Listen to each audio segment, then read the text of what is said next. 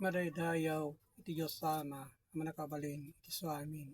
Gapo di kitoy ngayon tayo panagsuksukimat kadagiti linaon iti Biblia. Kailangan nga alaen tayo iti hosto akay papalan na.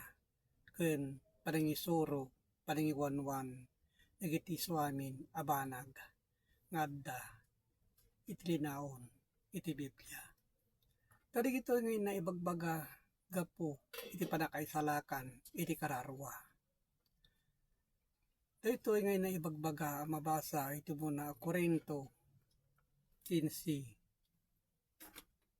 iti 2. Ket gapo kinkwana may salakan kayo ni kutanyo ngagnanayon iti sao ngayon kasabak kada kayo.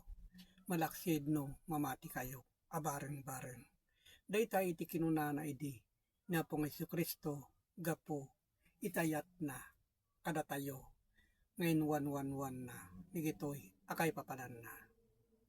Ta kinunana na iti may kadwa a Pedro 1 iti 20. Nga umuna nga amunyo daytoy nga uray anya apadto iti surat awan kuma iti may dumduma iti panakaipataros na. Isu daytoy iti na ibagbaga ngan kuma nga may dumduma no may panggap digitoy ket kailangan apadtuan tayo ken sakimaten tayo digiti nasaya at akay papalan na. Taditoy isulaeng itin tayo iyadal na may panggap iti kastoy abanag. Isu nga ti kinunana iti piso 5 iti 15 kitain nyo nga rod no anya ken iti masagsagannad no kasano iti panagnayo. Saan ko maakasla na kunen no dikit kasla masirib. So dayta tinna ipalpalawag digitoy asorsorat.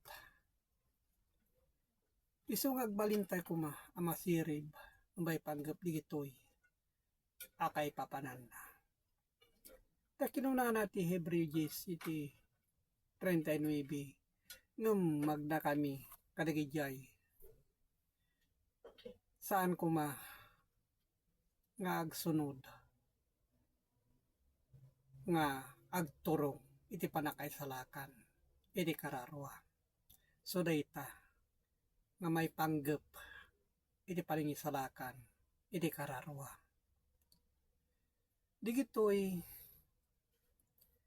adu kadagiti nauneg akay papanan na. Digitoy akay papanan na. Kas pannagnay di na pong Jesucristo no kasano itinasaya at apan nagnana. Kinunana iti Kulokasas 3 iti 1 nga rod no mapagungar kayo amay kuyog king Kristo sa pulin nyo dagiti banbanag sa dingato isu ayan ni Kristo ngagtugtugaw iti makanawan iti Dios. So dayta nga digito itintay sa pulin dagiti banbanag ngadda sa dingato. So kadigito itin nakipapaabot gapu ti Facebook online Bible study tadigitoy iti pakatinggaran pakababalawan kadigiti suamin abanbanag. Ket agyamanak no maawatan nyo digitoy akay papanan na. Ket agyamanak iti Diyos Ama ama nakabalin ti suamin. Amen.